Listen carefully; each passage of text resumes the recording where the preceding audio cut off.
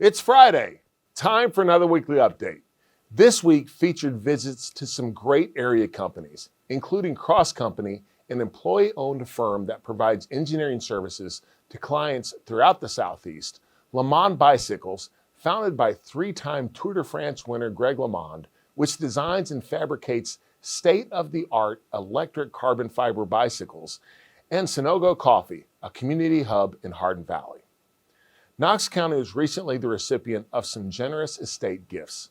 The late Barbara Thomas Slater was a longtime patron of our library system and bequeathed $86,000 to fund special projects at the Cedar Bluff Branch Library. And the late Carolyn Swayne Carver was one of the first volunteers at the Frank Strang Senior Center and bequeathed over $70,000 from her estate to the center. Thank you to these wonderful ladies and their families for those very generous gifts. We will put them to good use. As many folks know, we've had a lot of issues with ambulance response times in Knox County. Unfortunately, this issue is not unique to our county or even our state. It's happening all across the country.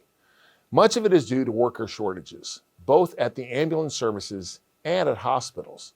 Like many other services, our hospital system often finds itself struggling to keep up with day-to-day demand. We have some great providers, but they're facing staffing shortfalls, some of which I'm convinced are partly due to the Medicare wage index, which determines how much hospitals are paid from various sources, and ours is one of the lowest in the country. Obviously, if hospital emergency rooms are full, that ripples through the entire system. For instance, AMR, the county's ambulance provider, spends an average of 115 hours per day of ambulances waiting at ERs. One thing that we can all do is remember that 911 is for emergencies and not minor issues. So please call 911 only if you really need to. There are some other long-term fixes, adjustments, and tweaks that we're exploring as well.